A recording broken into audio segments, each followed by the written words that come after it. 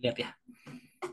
Ya, saya yakin teman-teman yang mau S3 ataupun yang sudah S3 itu sudah melakukan banyak sekali riset terkait dengan emang kenapa sih S3 gitu kan. Cuma mungkin ini saya coba dari sudut pandang saya sendiri gitu yang selaku yang masih menjalankan proses ini gitu.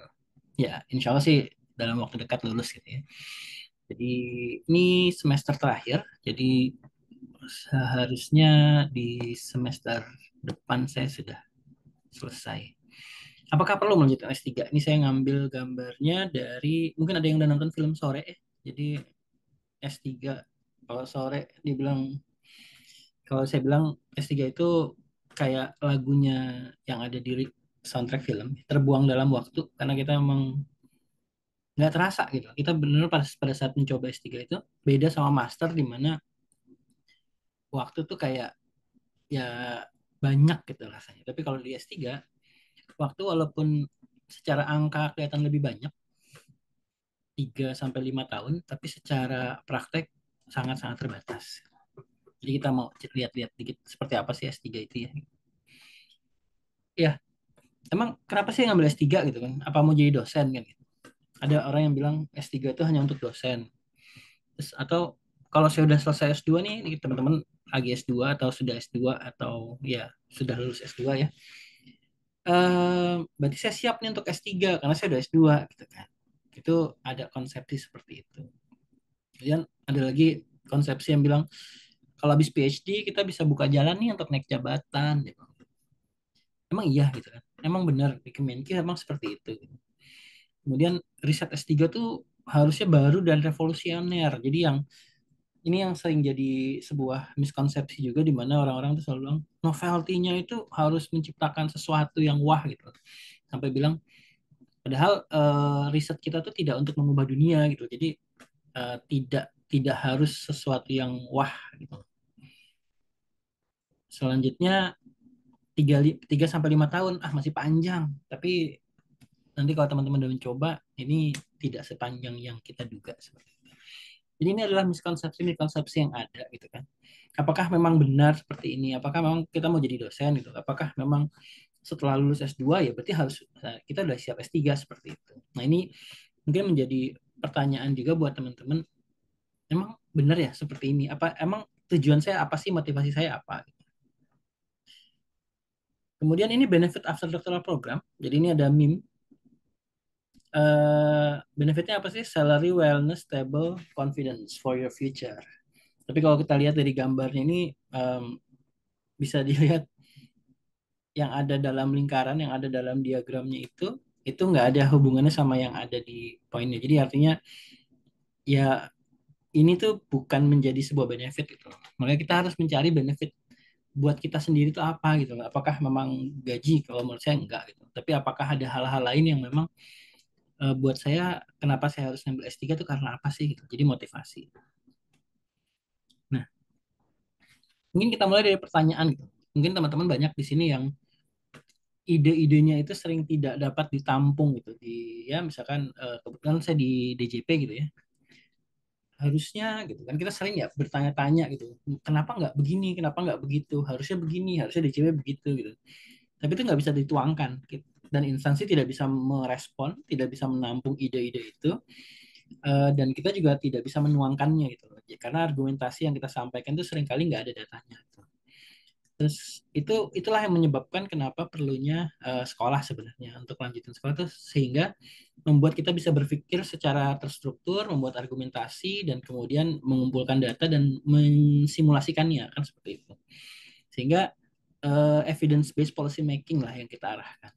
Nah, ASN ke depan itu seperti apa sih? Apakah memang ya kalau kalau di Indo kan lagi heboh pewaris dan perintis gitu kan. Nah, kalau kita mungkin apakah ASN itu akan menjadi sebuah seorang yang melaksanakan perintah aja atau menjadi seorang inovator gitu.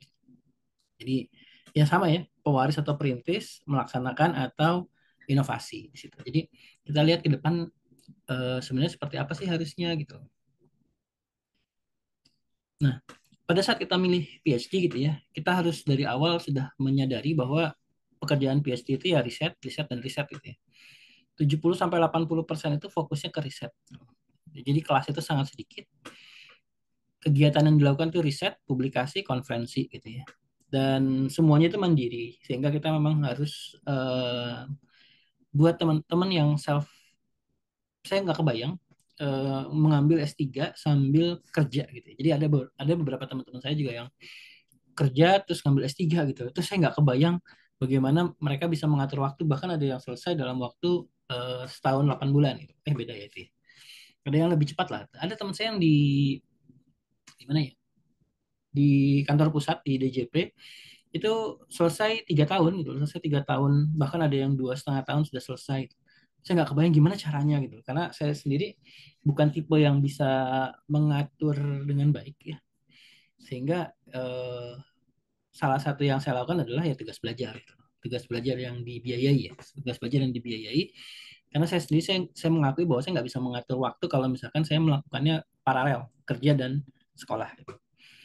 Kemudian tujuan kita apa sih gitu. Jadi ada beberapa tipe S3 sebenarnya. Jadi kalau teman-teman kira oh S3 itu semuanya research itu. Ya memang semuanya pasti research, cuma ada yang apa namanya titik beratnya gitu. Ada yang memang research theoretical, ada yang profesional, ada professional doctorate. Jadi kalau teman-teman tahu ada DBA ya, Doctor of Business Administration, itu lebih ke professional doctorate gitu.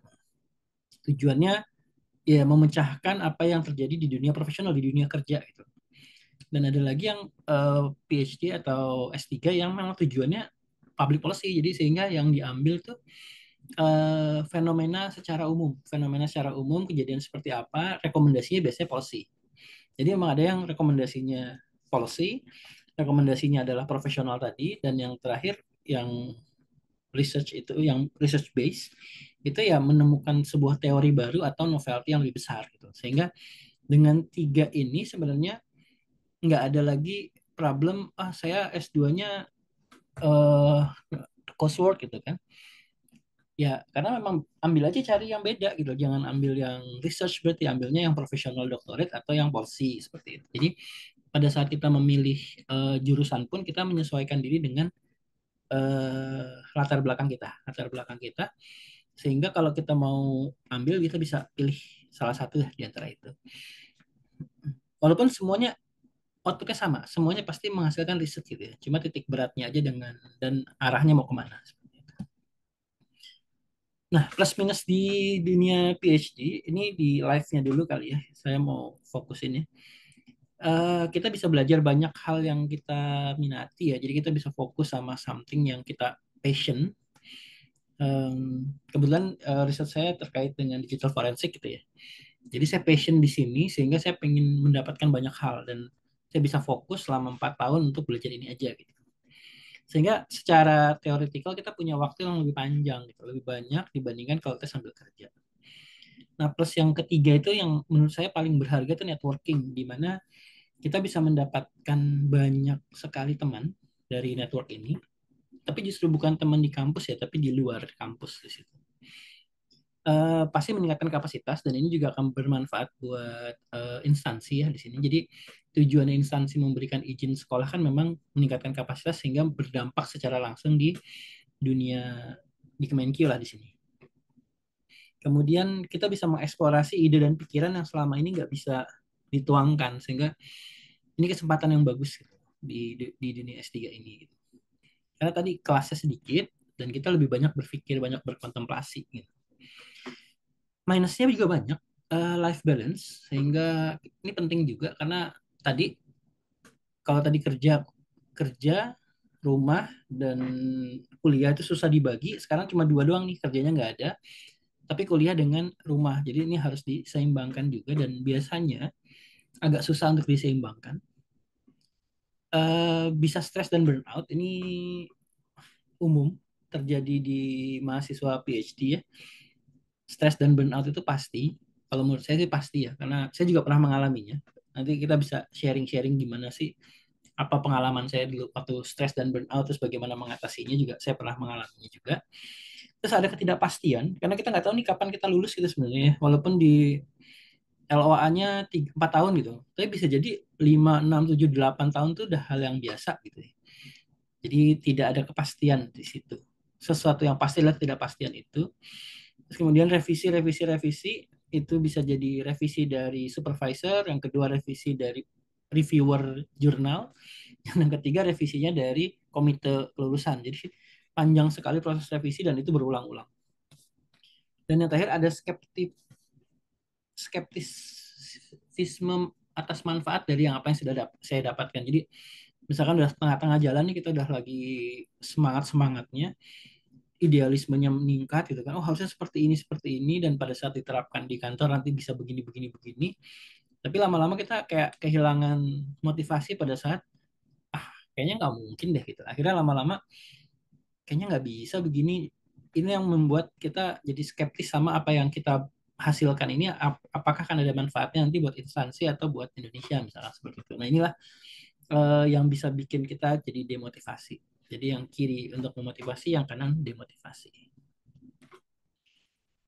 Dan untuk teman-teman yang lagi S3, ada dua fase lah pada dasarnya ya. Fase pertama memastikan diri bahwa emang kita mau ke sana gitu kan, refleksi diri dan keluarga juga. Karena jujur keluarga itu menjadi sebuah kalau saya nggak bilang keluarga itu support system karena jujur harusnya keluarga itu bukan support system tapi justru menjadi sebuah bagian dari sistem itu sendiri, bukan supportnya.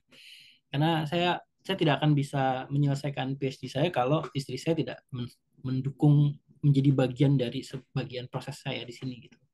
Dan keluarga juga sama.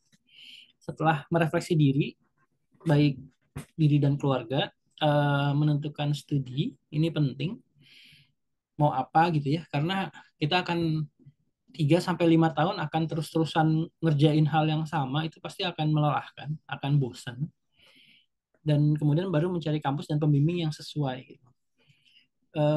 Pada saat proses studi ini langkah umum yang harus dilakukan, melakukan literatur dan metodologi. Nah, metodologi ini sangat penting untuk menyesuaikan sama pembimbingnya. Jadi jangan sampai misalkan ya pembimbingnya itu fokusnya di computer science gitu. Misalkan emang dia sukanya di coding gitu. Kemudian kita mau pendekatannya pakai pendekatan ekonometrik, itu nggak masuk gitu kan. Atau kebalikannya gitu kan. Jadi proposal pertama saya itu eh, lebih ke social science saya masukin. Tapi profesor saya bukan orang yang ahli di social science, jadi akhirnya banyak berubah lah di situ. Jadi kita memang harus menyiapkan metodologi yang tepat menyesuaikan dengan keahlian dari supervisor. Kemudian proses berikutnya di data collection dan writing. Jadi ini kayak kurang lebih tahun pertama, tahun kedua, tahun ketiga gitu ya. Dan itu bisa terextend. Misalnya literaturnya sambil jalan sampai 3 tahun juga bisa, data collectionnya bisa sampai 3 tahun, dan yang terakhir menulisnya. Nah, saya membagi mungkin ada 6 yang harus di teman-teman pertimbangkan ya. Jadi salah satunya kantor nanti di situ. Yang pertama tadi motivasi, kesiapan mental fisik, kemampuan belajar mandiri. Kemudian yang kedua dari keluarga, dukungan waktu. Karena jujur pasti sangat tersita waktunya ya pada saat ini. Kalau S2 tuh gampang. S2 tuh kita belajar sebentar aja kalau menurut saya ya itu bisa dengan mudah catch up gitu ya. Tapi kalau S3 enggak, karena kita harus memikirkan misalkan gini, kalau 1+1 sama dengan 2, maka di S3 kita mikir kenapa 1+1 sama dengan 2. Jadi kita berpikir filosofisnya dan berpikir kenapanya, sehingga butuh kajian yang lebih panjang di situ. Karena kita akan berusaha untuk menjawab why daripada what gitu. Nah, untuk teman-teman yang LDR, kebetulan saya di Jepang nggak bawa keluarga, jadi bagaimana mengatasi kondisi LDR juga perlu dipertimbangkan. Pun kalau bawa keluarga, bagaimana mengatasi kondisi logistiknya. Jadi kalau misalkan keluarga diajak, ini gimana nih kalau misalkan kita lagi bawa keluarga tapi ternyata anak sakit atau apa gitu kan. Itu pun akan menjadi sebuah beban buat kita gitu kan. Sehingga ini perlu dipertimbangkan. Jadi selain motivasi diri sendiri, menyiapkan mental dan lain-lain, termasuk kedua keluarga. Terus yang ketiga finansial. Nah ini penting banget, penting sekali. Karena kalau misalkan kita nggak ada finansialnya, agak susah, makanya beasiswa dan LA itu wajib gitu ya. Kemudian kita harus mempertimbangkan biaya hidup di lokasi tempat kita studi. Kemudian apakah riset kita membutuhkan biaya atau enggak. Nah ini juga perlu jadi pertimbangan, dan untungnya kalau LPDP memberikan dana riset gitu. Lumayan lah, dapat 100 juta kalau nggak salah, 100 juta, 75% di awal, 25 di akhir. Jadi cukup membantu di situ.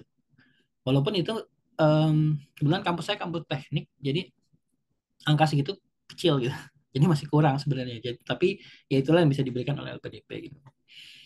Sehingga mungkin kita butuh mencari funding atau dukungan dari pihak lain. Nah, ini juga perlu dipertimbangkan. Kemudian memilih kampusnya, kesesuaian riset, kemudian pemilihan kampus, apakah lokasinya seperti apa gitu kan. Programnya dan gaya bimbingan. Nah, ini juga penting, gaya bimbingan dari supervisor. Kalau misalkan teman-teman sudah kenal atau sudah mendapatkan info tentang supervisornya, calon supervisor itu sangat sangat baik ya. Sehingga kita bisa apa namanya?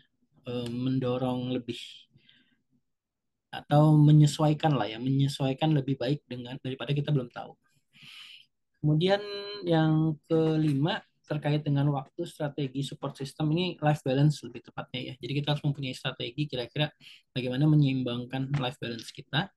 Dan yang terakhir terkait dengan instansi gitu kan.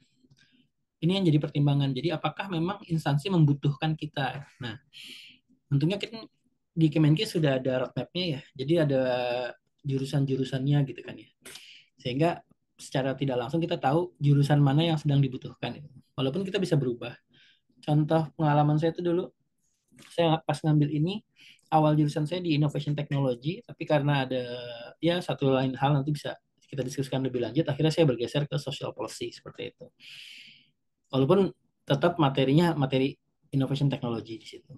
Tapi karena ada satu dan lain hal diubah. Kemudian apakah instansi akan membutuhkan banyak S3 atau enggak? Kalau menurut saya yang dibutuhkan bukan gelarnya, tapi bagaimana cara berpikirnya gitu. Jadi mau teman-teman itu S1, S2 atau S3, sepanjang teman-teman memberikan kontribusi, orang itu memberikan kontribusi dari sisi pemikiran dan juga pekerjaan, itu yang diutamakan. Cuma memang bedanya S3 itu lebih ada stempelnya gitu aja sih. Jadi stempelnya bahwa dia pernah sekolah gitu ya. Dia pernah sekolah itu ada gitu di situ. Bahwa dia pernah sekolah, sehingga diharapkan orang yang pernah sekolah, dia memiliki keterampilan lebih dari yang tidak sekolah, misalkan seperti itu. Jadi kalau yang S3 dan tidak S3 seperti bedanya seperti itu. Walaupun belum tentu yang S3 ya lebih baik dari yang S2 atau S1 gitu loh. Nah, jadi disinilah kita, tapi paling enggak dengan kita S3 kita akan terpacu untuk menjadi lebih baik karena kita ada secara tidak langsung ada beban bahwa saya itu S3 loh gitu. Jadi sehingga saya harus menjadi lebih baik dari yang lain seperti itu. Jadi itulah manfaat dari instansi di situ. Dan kita lihat juga instansi mungkin dukungannya, saya yakin sih kalau dari Kementerian Keuangan sih mendukung ya untuk kegiatan untuk proses ini karena seingat saya Bu Menteri pernah bilang sangat mengharapkan dan mendorong orang-orang itu untuk sekolah gitu untuk S3. Dan seingat saya kayaknya semua eselon 1, 2 itu S3 semua. Nah, mungkin saya sedikit cerita tentang pengalaman saya dulu. Kenapa saya dulu akhirnya memutuskan untuk lanjut S3 gitu. Em, Jeda saya cukup panjang. Jadi dari waktu saya S2 sampai dengan S3 itu cukup panjang. Saya mulai S3 itu tahun 2022. Jadi berapa tahun ya? 3 tahun yang lalu, 2022. Dan saya lulus S2 itu 2013. Jadi 9 tahun ya. 9 tahun jedanya gitu. Kenapa jeda sepanjang itu gitu. Jadi memang jedanya panjang, tapi di tahun 2013 apa yang saya rasakan itu sama dengan apa yang teman-teman rasain saat ini. Jadi um, pengen S3 kan gitu ya. Jadi saya kan kayak di grup itu sangat bersemangat sekali untuk S3 sampai dibuat grup menuju S3 karena di saat yang bersamaan dengan kondisi yang sama di 12 tahun yang lalu saya berencana dari S2 lanjut S3 gitu. Jadi saat itu saya lulus S2 2013, saya dapat beasiswa dari Max, pemerintah Jepang. Sebelumnya JICA, kemudian pas mau lulus tuh memproses beasiswa dapat dari Max. Cuma saat itu belum ada apa namanya istilahnya pendidikan berkelanjutan, belum ada pendidikan berkelanjutan. Eh, Pilihannya saya harus balik dulu 2 tahun, lanjut kerja lagi. Cuma Max itu beasiswa cuma berlaku 1 tahun. Kalau 1 tahun nggak saya ambil, hangus gitu. Akhirnya saya coba ngurus untuk lanjut, nggak boleh. Saya mengurus untuk CTDN. Jadi udahlah saya CTDN aja gitu. Saya mau sekolah aja gitu. Ditolak juga. Jadi akhirnya terpaksa di 2013 saya berhenti. Saya nggak bisa melanjutkan. Dan 2015 saya coba lagi nih. Jadi saya coba lagi, saya hubungin lagi kampus. Kampusnya pindah karena yang kemarin di sama-sama di Jepang, cuma beda kampus. Saya coba apply lagi. Saya dapat LOA. 2015 saya daftar sekolah lagi melalui LPDP. 2015 LPDP lagi proses, dan di tahap akhir saya dipromosikan. Jadi akhirnya begitu saya promosi, saya nggak bisa berlanjut, bukan nggak bisa berlanjut ya. Sebenarnya lanjut lanjut aja nggak apa-apa. Jadi kalau beberapa orang nggak, ya udah nggak apa-apa kan, toh S3-nya masih, LPDP masih bisa ditunda berapa tahun ya, 2 tahun kalau nggak salah waktu itu. Cuma saya merasa nggak enak aja karena baru promosi kok tiba-tiba nanti, saya pikir kan di tempat baru kan nggak mungkin 2 tahun gitu ya, lebih kan ya. Jadi akhirnya yang dari LPDP saya withdraw dari LPDP, saya promosi dulu 2 tahun. 2018 saya coba lagi, saya coba pendaftaran LPDP kembali setelah 2 tahun ya, 2 tahun di apa namanya, setelah 2 tahun bekerja, setelah 2 tahun promosi itu saya coba daftar lagi. Dilalah pas sudah proses pendaftaran saya dimutasi ke kantor pusat. Jadi akhirnya saya withdraw lagi. Jadi saya 2 kali withdraw, tapi kalau yang pertama tuh withdrawnya udah sampai di LPDP, udah diproses. Yang kedua withdrawnya pada saat masih di DJP. Jadi belum dihitung sebagai 2 kali pendaftaran di situ. Withdraw lagi dan baru setelah 2 tahun, 19, 20, 2021 saya coba lagi. Nah, baru saya dapat yang benar-benar saya teruskan sampai dengan selesai 2021, supaya nggak kelamaan nanti dimutasi atau apa gitu. Akhirnya saya segera mencari kampus dan berangkat gitu. Jadi saya termasuk yang 2021 dapat langsung berangkat di kesempatan pertama. Nah, jadi sepanjang saya dari S2 ke S3 kan cukup panjang ya, 9 tahun dengan masa apa namanya, daftar sekolah terus withdraw, daftar sekolah withdraw. Sepanjang itu pun saya coba saya rutin tiap tahun conference. Jadi pertama kali saya merasakan conference, mungkin kayak teman-teman juga waktu S2 kemarin udah sempat ikut conference gitu ya. Saya di tahun pertama ikut conference, tahun kedua juga ikut conference, kok enak ya gitu. Jadi saya merasakan ada kayak sedikit passion gitu, bahwa menulis, menuangkan ide itu menyenangkan gitu.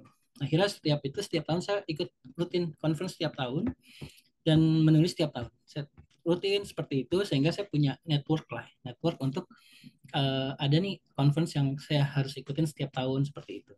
Jadi cuti saya waktu itu sepanjang tahun berapa tuh, 2014 sampai 2021 itu cuti dihabiskan buat conference.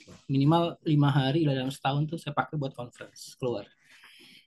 Fundingnya dari mana? Saya cari yang fully funding. Jadi kalau teman-teman rajin mencari, sebenarnya banyak conference ataupun ya seminar yang dananya itu disupport sama penyelenggara gitu misalnya.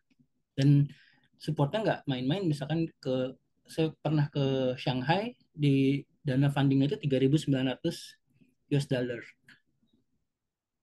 Pernah juga ke US, itu fully funding sampai dengan per diem dikasih. Jadi ada banyak apa ya namanya, conference dan seminar yang bisa memberikan funding gitu. Jadi setiap tahun saya coba cari. Nah, sambil conference, menulis dan publikasi, di sisi lain saya juga mencoba mencari calon supervisor. Jadi kayak misalkan di 2015 itu kan saya udah dapat LOA ya. Nah, saya cari profesornya, kemudian saya mengcustomize proposal saya. Temanya tetap sama, tema saya selalu di digital forensik lah ya, nggak jauh dari situ. Tinggal pendekatannya saya ubah sesuai dengan supervisor yang akan menerima gitu. Misalkan dia fokusnya ke teknisnya, dia di computer science gitu. Ya berarti saya metodologinya saya menggunakan teknik itu gitu. Jadi saya menggunakan data mining misalkan. Tapi terus kemudian ada profesor lain yang fokusnya bukan ke situnya, tapi lebih ke bagaimana digital forensik itu adaptable gitu. Nah itu saya juga menyesuaikan. Jadi cara saya untuk bisa mendapatkan LOA atau mendapatkan supervisor dengan cara mengcustomize proposal saya menyesuaikan dengan supervisor. Jadi setelah saya mengcustomize, jadi saya pelajari dulu karya-karyanya si supervisor. Jadi sebelum saya mendaftar, saya lihat dulu. Kemudian, oh kayaknya modelnya gini nih bapaknya nih atau ibunya. Sudah saya daftar menyesuaikan. Baru kemudian menghubungi calon supervisor, ya bikin surat dan lain-lain ya. Dan terakhir milik kampus. Jadi sepanjang ini saya menghubungi sekitar 10 ya, 10 supervisor dengan tema yang tadi menyesuaikan. Ya alhamdulillah dapat LOA-nya dan dapat acceptance-nya dari mereka. Saya mencoba di beberapa negara di US, UK, Australia, Jepang, Korea, 5 negara itu. Di 5 negara itu, kemudian yang di terakhir kemarin di LPDP kan 3 ya, 3. Cuma saya coba kontaknya di 4, dapat LOA, kemudian milih kampus kan. Nah, pada saat proses pemilihan kampus ini yang perlu keluarga sangat terlibat. Jadi jujur pada saat saya memilih kampus yang saya sekarang, pertimbangannya saat itu adalah saya akan membawa keluarga dan saya kebetulan di Jepang karena tiketnya kan murah dan asuransinya murah ya nggak semahal kalau ke UK. Kalau kalau ke UK katanya bawa keluarga saya hitung-hitung juga habisnya ratusan juta. Kalau di Jepang sangat murah gitu ya. Sehingga kayaknya cocok nih gitu. Dan sebelumnya saya S2 juga di Jepang. Terus kemudian milih kampusnya saya cuma mencari yang paling dekat sama sekolah Indonesia. Kebetulan ada sekolah Indonesia di Jepang, dan cari kampus yang paling dekat di situ dan masuk list LPDP dan ternyata ada kampus ini gitu. Dan saya cek cocok, cari supervisor, oh ada yang bagus, ya udah saya langsung apply seperti itu. Jadi proses ini nggak cepat ya, proses mulai dari bagaimana memastikannya itu. Nah, di sini ada yang unik. Saya bergeser kan ya, saya bergeser dari jurusan S1 saya kan dari STAN, SD3 D4 dari STAN, S2 saya di Business Administration MBA, Master of Business Administration di Finance sebenarnya, fokus saya di Finance. Tapi sejak S2 itu saya bergeser risetnya ke teknologi. Nah, karena kampusnya teknologi gitu kan, S2 saya tesisnya nggak diakui, artinya tidak inline gitu, dibilangnya ini nggak inline sebenarnya gitu kan. Nah, tapi bagaimana saya bisa mendapatkan acceptance itu dari paper. Jadi walaupun S2-nya nggak inline atau apa namanya tesisnya itu nggak inline atau bahkan tidak punya tesis sama sekali, sepanjang ada paper yang terkait dengan apa yang mau kita tuju studi itu dapat diterima gitu. Jadi lebih mudah. Makanya ada untungnya juga di tahap awal tadi saya rutin conference dan menulis di situ. Kemudian pertanyaannya tadi kan terkait dengan instansi, bagaimana instansi support proses tadi ya. Jadi sepanjang saya dari S2 ke S3 untuk memproses itu, jujur saya nggak pernah mendapatkan support dari instansi karena prosesnya dana-dana sendiri ya, cari-cari funding. Pernah juga coba mengajukan misalkan saya mau conference nih, bisa nggak ya dapet cuti aja, bukan cuti, surat tugas, tapi nggak harus surat tugas ke luar negeri juga gitu, tapi ya surat tugas aja gitu loh, supaya saya nggak harus pakai cuti, itu nggak bisa juga.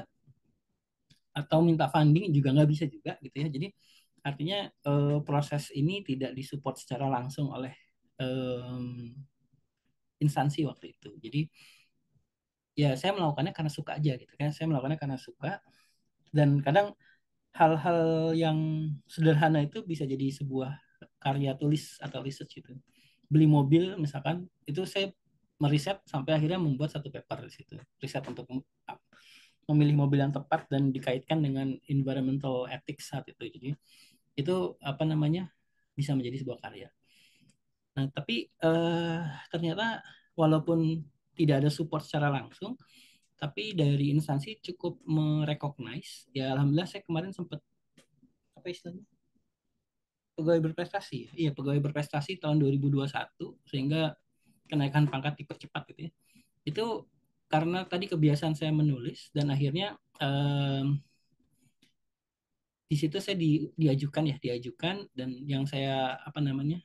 Yang saya dorong adalah bagaimana menciptakan sebuah policy based decision making di instansi seperti itu. Dan itu yang karena setiap apa yang saya kerjakan di kantor itu biasanya didukung oleh naskah akademis. Jadi saya bikin naskah akademis untuk setiap apa yang harus dilakukan termasuk plus dan minusnya gitu. Dan itulah akhirnya yang menjadi memudahkan saya untuk menyusun proposal karena terbiasa seperti itu. Kemudian pada saat proses studinya juga sama, eh, perbanyak literatur itu pasti ya. Jadi mulai masuk atau bahkan sebelum masuk pun kita harus banyak membaca dan mensintesize gitu ya. Saya yakin teman-teman waktu di S2 juga udah bikin gitu ya. Kalau dulu saya bikinnya pakai Excel karena belum ada Zotero ya. Jadi belum ada Zotero dan Mendeley. Jadi saya bikin pakai Excel apa yang sudah saya baca, kemudian tahunnya berapa dan lain-lain sampai findingsnya apa dan detailnya kita bikin pakai Excel dulu. 100 paper sebulan. Jadi ya sepanjang 6 bulan itu kurang lebih ada 600 lah yang harus dibaca. Nanti tinggal dipilih mana yang sesuai dan yang tidak gitu. Itu prosesnya panjang di literatur itu.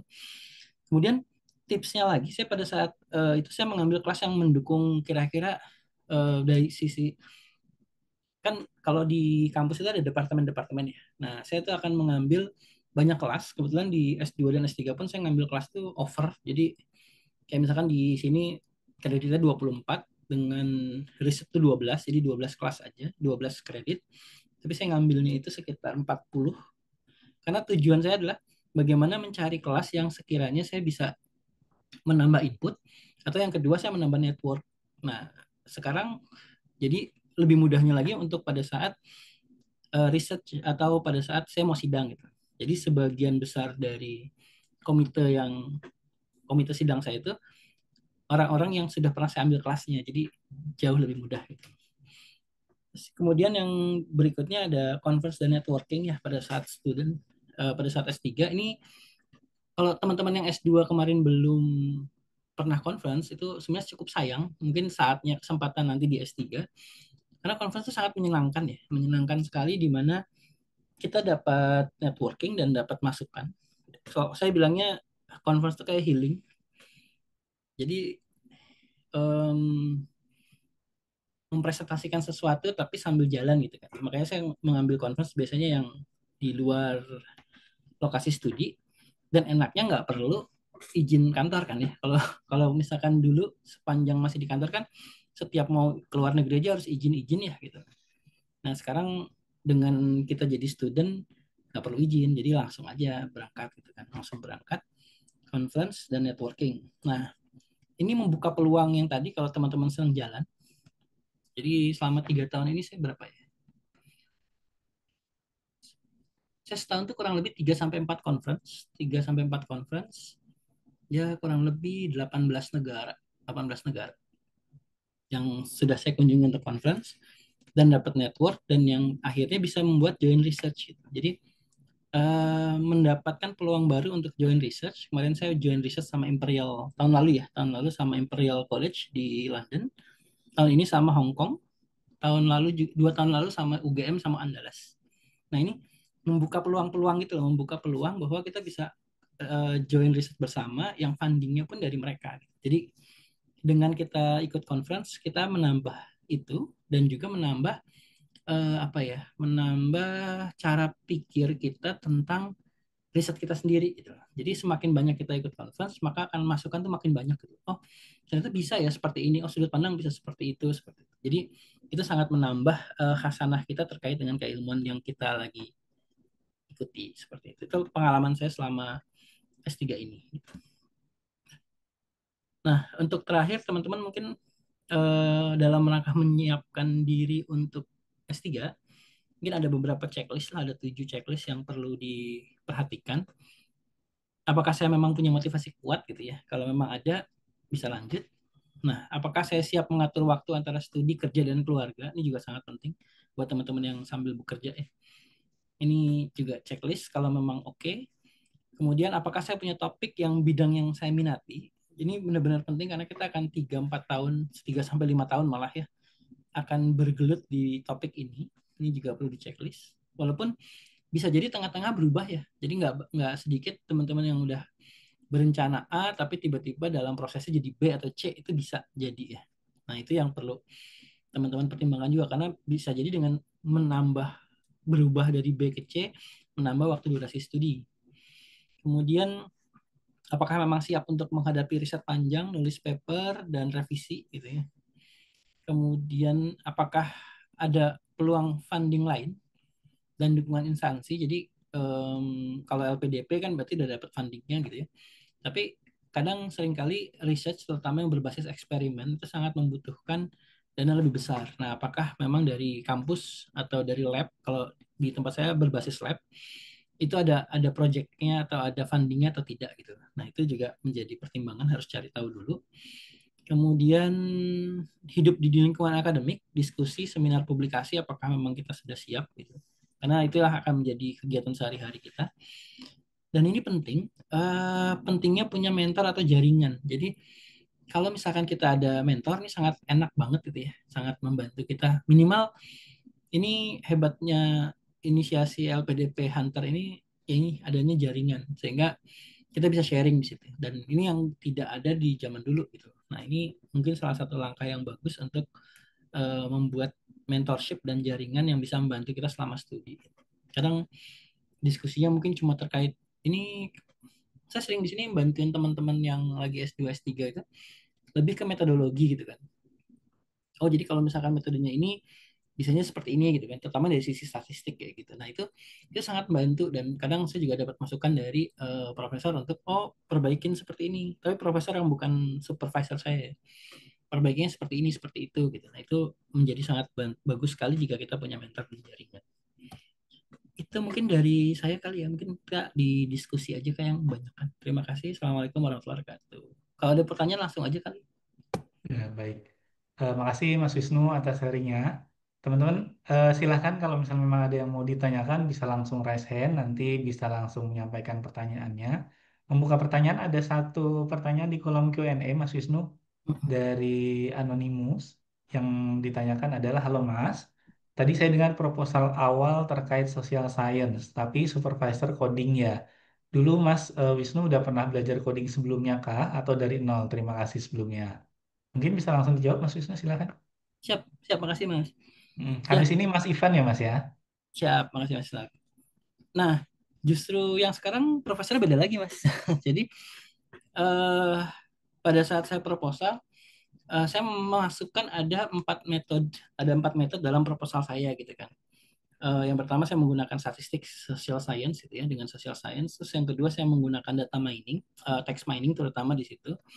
Terus tapi coding nggak masuk gitu ya, yang saya masukin. Nah, pada saat saya proses gitu kan ya, diterima oleh sang supervisor gitu kan, oke gitu kan. Ternyata beliau minta bergeser nih gitu kan. Coba masukin dari sisi codingnya gitu.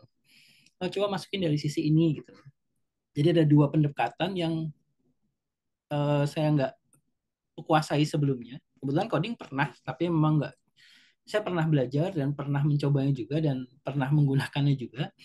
Tapi kalau ditanya apakah saya sangat mahir, saya tidak akan nggak semahir kalau saya menggunakan statistik gitu ya. Jadi itu, Bro. Tapi sepanjang kita bisa mengikutinya gitu kan, itu nggak masalah sih. Jadi basicnya sih saya pakai basic Python sama R ya untuk codingnya. Nah untuk yang Pythonnya nggak terlalu sulit lah kalau menurut saya sih, kalau untuk coding di proses ya gitu. Kecuali kalau memang eh creating gitu. Kalau misalkan, jadi di computer science itu misalkan ada yang memang benar-benar meng-create something gitu. Nah kalau kayak saya bukan masuknya bukan di computer science, karena kebetulan di jurusan itu eh walaupun profesornya sama, tapi departemennya beda. Jadi kalau departemennya itu beda, fokus risetnya beda juga. Nah, saat itu saya daftarnya yang memang di Innovation Technology di bagian komputernya. Tapi ternyata itu hanya untuk, saya kan di Jepang ya, jadi itu hanya untuk Japanese base gitu. Itu ada keuntungan juga sih buat saya. Karena itu di Japanese base, akhirnya saya dibelokin ke departemen lain yang namanya Social and Human Science. Nah, di Social and Human Science ini apa ya, semacam kayak bagaimana science itu bisa bermanfaat di dunia sosial. Jadi itu malah lebih cocok buat saya kan ya. Nah, jadi akhirnya tetap mengcombine codingnya juga, legal dan behaviorology dan social science itu jadi satu di situ. Sehingga um, disertasi saya itu 7 chapter, isinya 5 chapter yang berbeda-beda metodologi di situ.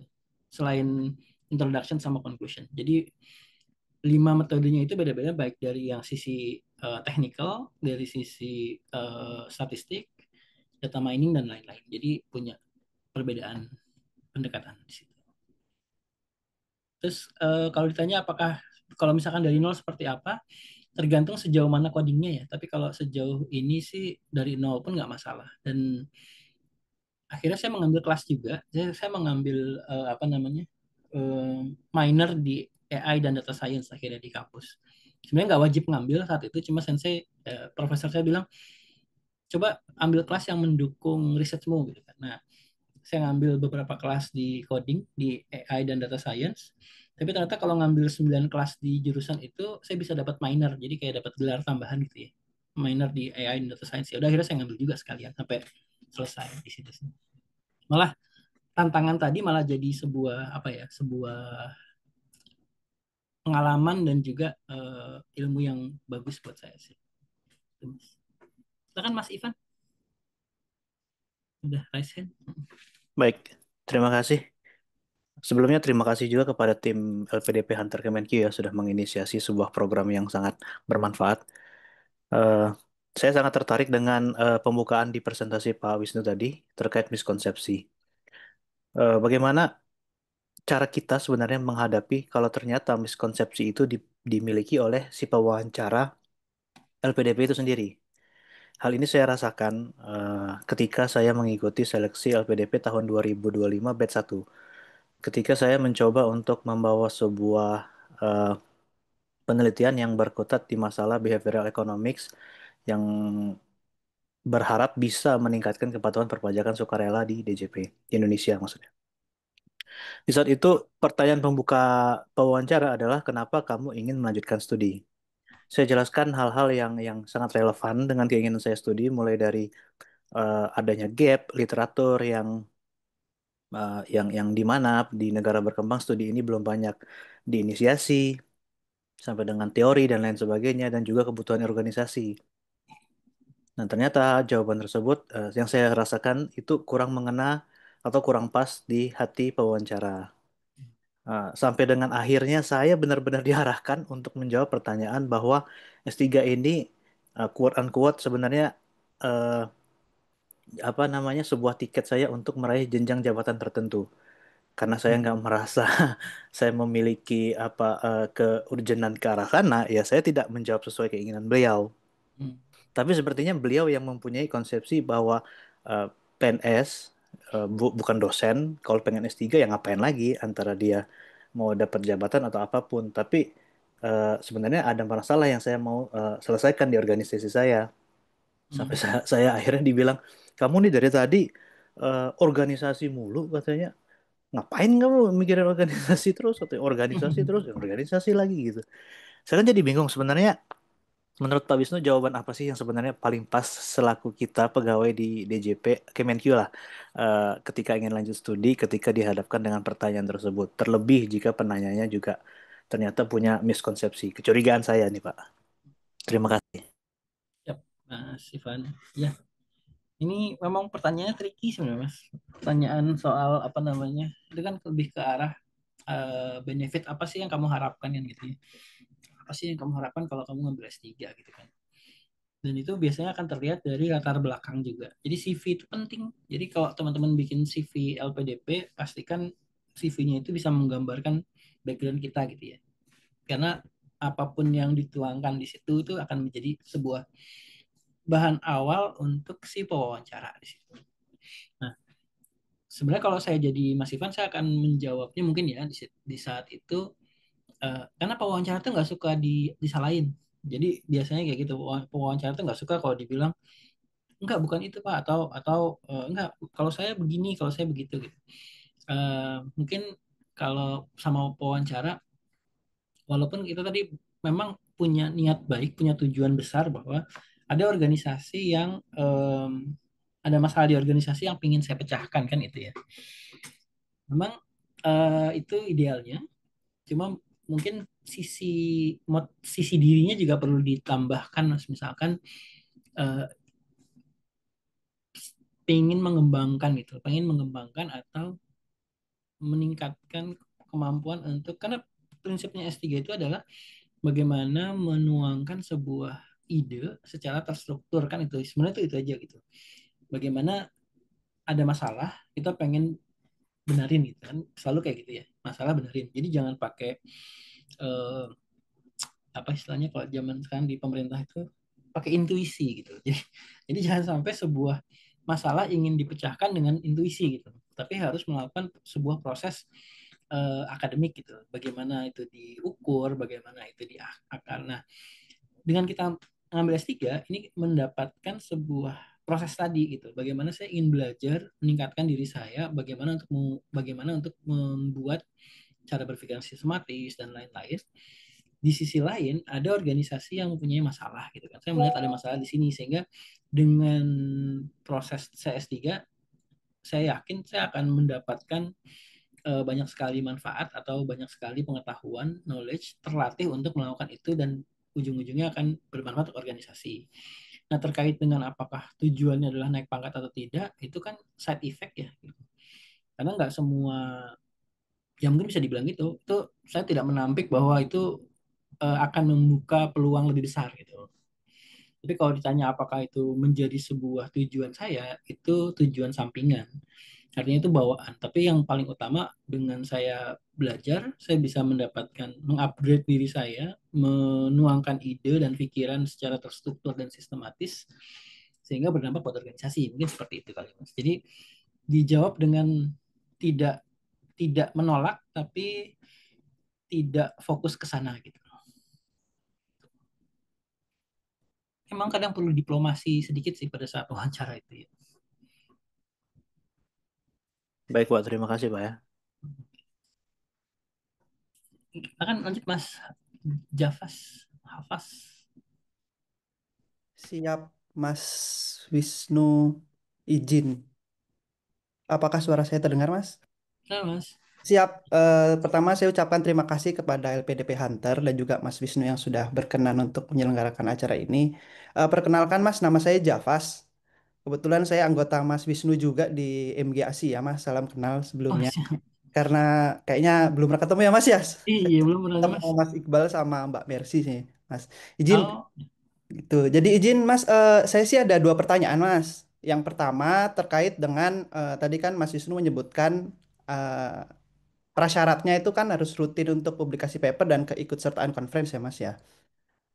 Itu kira-kira menurut Mas Wisnu itu seberapa penting sih Mas untuk publikasi paper dan ikut conference, karena kebetulan background saya S2 saya coursework Mas. Lalu juga S2 saya juga cuma 9 bulan. Jadi karena padatnya kuliah itu saya nggak pernah sama sekali ikut conference dan publikasi paper.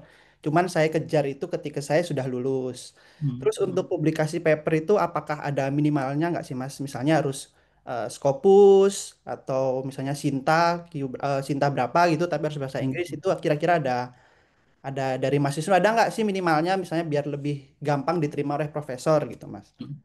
Lalu yang kedua terkait ini Mas, kebetulan saya juga ada ketertarikan untuk lanjut S3 di Jepang. Cuman beberapa kali saya cari itu mereka itu website apa kampusnya itu kayak full bahasa Jepang gitu loh. Maksudnya saya bingung apakah harus bisa bahasa Jepang dasar dulu, apakah nanti daftarnya boleh pakai kayak di translate gitu di Google Formnya, karena itu full bahasa Jepang. Nah itu kira-kira ada nggak sih Mas kayak tips and trick dari Mas Wisnu untuk cari kampus dan profesor di Jepang itu seperti apa sih gitu, based on pengalaman dari Mas Wisnu. Izin Mas, gitu aja sih Mas. Terima kasih siap, Mas Wisnu. siap Mas Hafas. Ya. Baik. Untuk yang pertama terkait dengan publikasi gitu ya. Memang kendalanya pada saat kita coursework gitu ya, pada saat masternya coursework itu tidak ada bukti bahwa kita pernah menuliskan gitu ya. Itu PR-nya sih memang kalau pada saat kita ambil coursework. Dan sehingga pada saat untuk memproses bagaimana kita bisa meyakinkan bahwa kita layak untuk S3 gitu kan tanpa pernah S2-nya menulis, itu agak butuh butuh butuh struggle gitu kan. Pilihannya ya ambil S3-nya yang doctorate, professional doctorate kayak DBA atau yang lain, atau ada beberapa kampus yang sepaket tuh Mas. Jadi 4 tahun atau 5 tahun gitu ya, LOA-nya 5 tahun, itu sebenarnya setahun pertama itu research gitu. Jadi LOA tetap dibikin 5 tahun, tapi kita dapat kesempatan research selama 1 tahun, bahkan ada beberapa kampus seingat saya Nottingham ya. Nottingham itu mendapatkan S2 lagi gitu. Jadi kayak S2 S3 sepaket tapi dibundle satu gitu. Itu cara yang lain gitu. Tapi beberapa kampus kan nggak kayak gitu ya. Sehingga akhirnya pilihannya adalah bagaimana kita meleverage kitanya. Kita meleverage diri sendiri untuk pantas pada saat mendaftarkan gitu. Nah, apa yang cari paling mudah ya tadi tulisan gitu. Jadi minimal semua ada pakai pengalaman kerja kayak professional dokter itu pakai pengalaman kerja bisa. Tapi kalau untuk yang by research itu biasanya pakai thesis atau paper. Kayak pengalaman saya kan tesisnya nggak kepake karena beda jurusan. Akhirnya yang kepake paper gitu kan. Nah, jadi perbanyak paper itu akan membaguskan CV gitu. Nggak harus paper banget sebenarnya, bisa juga conference. Jadi karena conference kan kita submit paper juga ya, jadi masuknya ke proceeding gitu kan. Itu pun nggak apa-apa gitu, dituangkan ke dalam CV bahwa saya pernah ikut conference dengan proceeding gimana gitu. Nah, untuk level tadi Scopus atau Sinta gitu ya, itu kan sebenarnya masalah bisnis kalau saya bilang gitu ya. Jadi untuk di beberapa kampus memang mewajibkan Scopus Q1, Scopus Q2. Padahal nggak semua Scopus Q1 dan Scopus Q2 itu bagus gitu. Sehingga kembali ke kampusnya kayak misalkan kampus yang dituju US sama UK, mereka tuh Scopus minded gitu. Scopus minded. Dan Indonesia juga sama. Indonesia tuh Scopus minded. Sehingga akhirnya ya kalau memang kita mau dianggap cukup layak untuk bisa masuk di situ ya fokusnya yang ke sana, Scopus 1, Scopus 2 atau Scopus 3 gitu ya. Nah, tapi untuk beberapa negara di Jepang itu sebenarnya tidak Scopus minded gitu. Jadi bahkan justru sepanjang jurnalnya itu peer reviewed dan memang disetujui sama supervisor itu boleh gitu. Nah, itu yang uniknya di Jepang karena mereka tuh nggak mau bayar mahal buat Scopus ya. Jadi kalau ditanya kayak di Jepang itu kampusnya kan nggak terlalu tinggi ya rankingnya ya. Karena mereka nggak peduli itu, mereka nggak peduli sama ranking gitu. Yang mereka fokusin adalah prosesnya, proses bahwa anak-anak. Makanya orang bilang kalau kuliah di Jepang pengawasannya melekat ya karena memang diawasi banget sama si supervisornya gitu seperti itu. Jadi Scopus itu bukan sebuah ini gitu. Tapi kalau memang bisa di 1, 2, atau 3 lah minimal sampai skop Q3 atau Sinta 3 juga nggak apa-apa sih. Itu juga cukup cukup oke lah gitu sebagai bahan awal gitu. Tapi itu bukan sebagai satu-satunya karena beberapa Q1, Q2 itu kan masalah ini ya citation gitu. Itu banyak yang 2 tahun tiba-tiba udah dicabut gitu. Jadi itu parah tuh gitu. Berarti ya kelihatan bahwa itu walaupun Q1 tapi abal-abal gitu kan. Atau tidak sesuai dengan tema gitu. Misalkan jurnal suku Kurdi gitu, bahas nikel gitu. Itu ada pejabat kita yang seperti itu ya. Di jurnal suku Kurdi tapi ngisinya nikel. Nah, itu nggak tepat gitu, nggak tepat. Jadi walaupun dia Q1 pun tidak semata-mata itu bagus. Contoh salah satunya itu MDPI ya. Jadi ada MDPI itu Q1, Q2-nya banyak gitu. Q1, Q2-nya itu banyak. Tapi di beberapa kampus, tahu saya UI kalau di Indonesia, itu melarang. Di BRIN juga dilarang. Jadi dilarang publikasi di MDPI. Kenapa? Karena walaupun Q1 atau Q2 di situ, cuma terindikasi tidak predatory, cuma tata caranya itu kurang terlalu cepat gitu dan terlalu mahal. MDPI cukup mahal dan memang cepat prosesnya 2-3 bulan gitu udah bisa accept gitu kan. Nah itu dihindari juga gitu sehingga di Indo yang memang fokusnya ke citations itu agak sedikit anomali lah di situ. Tapi kalau memang bisa di Q1 sampai Q3 sangat bagus sekali gitu ya. Kemudian terkait dengan kampus di Jepang ya, seperti saya bilang kampus Jepang itu nggak peduli dan nggak peduli ranking mas. Jadi jujur kampus saya sendiri itu pada saat mau apa namanya pendaftaran itu pakai bahasa Jepang kan. Terus ada translator Inggrisnya di situ. Tapi ternyata cuma Google Translate coba bayangin. Saya kesel banget nggak sih waktu pertama kali saya mau daftar tuh ini kok begini sih bahasa Inggrisnya. Mereka nggak mau gitu membayar orang atau mengelola website yang lebih profesional ya dengan mengubah ke bahasa Inggris atau dua dua web itulah ya gitu. Ini benar-benar diklik tuh perubahan translate itu bahasa benar-benar cuma ditranslate ke Google Translate gitu dan itu hal yang umum di Jepang gitu, hal yang umum di Jepang karena mereka uh, kalau kata teman apa Pak Dwi Larso di LPDP kampus Jepang itu termasuk yang nggak mau, kalau di kampus di US UK itu banyak yang Aussie juga ya, banyak yang datang ke LPDP untuk minta student gitu kan ya, bahkan sering ngadain acara event kayak gitu. Jepang nggak mau gitu. Makanya kemarin Pak Dwi Larso datang ke Jepang itu pengen menjalin kerjasama sebenarnya, dan akhirnya kemarin cuma ada satu jurusan pun gitu, bukan satu kampus malah satu jurusan yang mau gitu mengadakan kerjasama dengan mendorong mahasiswa dari LPDP, dan itu cuma satu.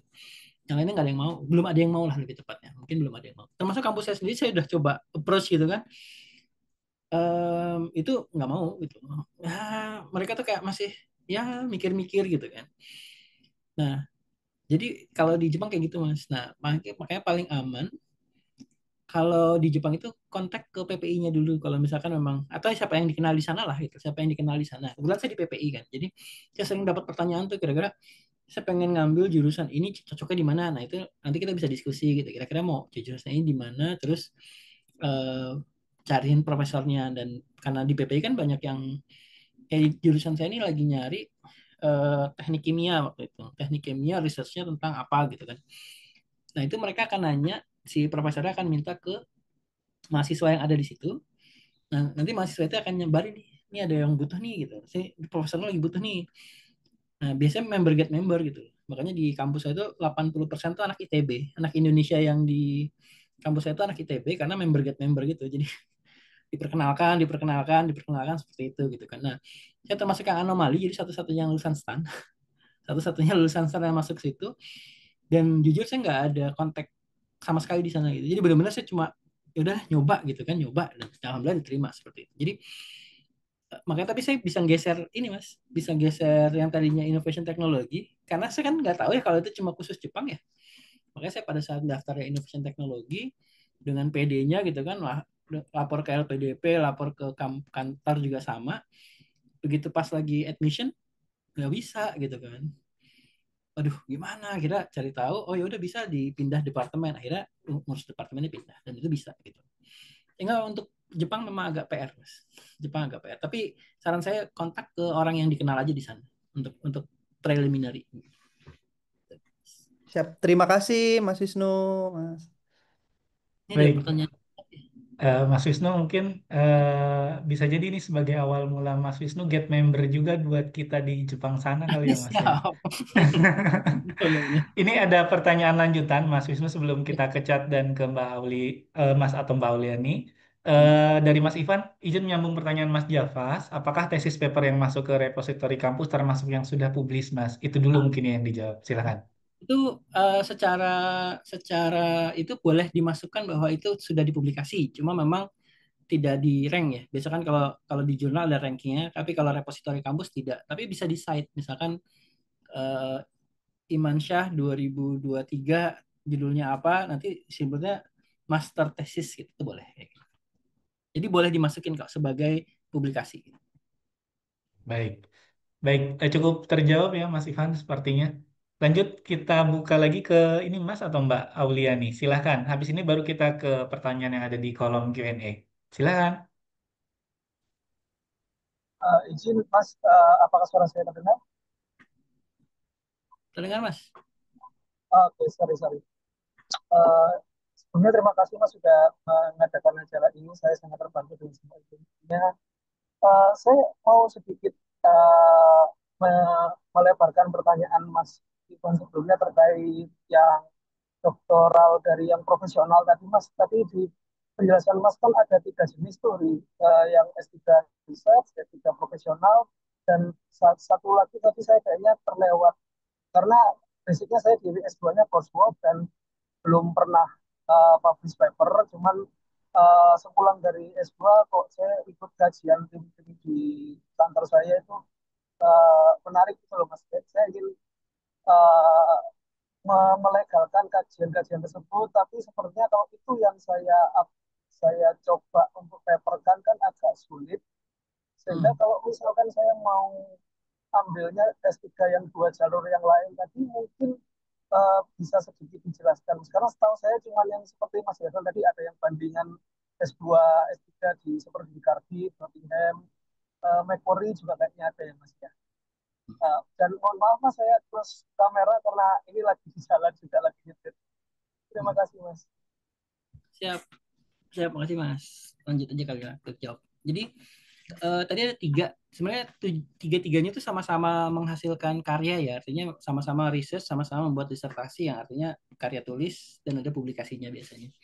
Cuma bedanya adalah bobot dan bagaimana dia menerima mahasiswanya juga itu fokusnya. Jadi kalau yang pertama riset biasanya menambah ke theoretical, misalkan jadi ke frameworknya, ke teorinya, atau bahkan menciptakan something yang new. Itu biasanya lulusannya PhD, PhD, PhD gitu kan. Terus kemudian ada juga yang doctorate. Doctorate itu kayak di BA tadi, dia emang fokusnya menjawab sebuah masalah gitu, menjawab sebuah masalah yang terjadi di dunia profesional. Contohnya di BA atau beberapa yang doktor engineering gitu juga sama. Jadi dia fokus gitu kan. Dan yang terakhir tadi ada yang policy. Kalau policy itu sebenarnya kayak di Jepang tuh ada kampus namanya GRIPS gitu, tapi nggak masuk di LPDP. Saya udah coba usulin sih masukin di LPDP, itu kampus public policy yang paling bagus lah kalau di Jepang gitu ya.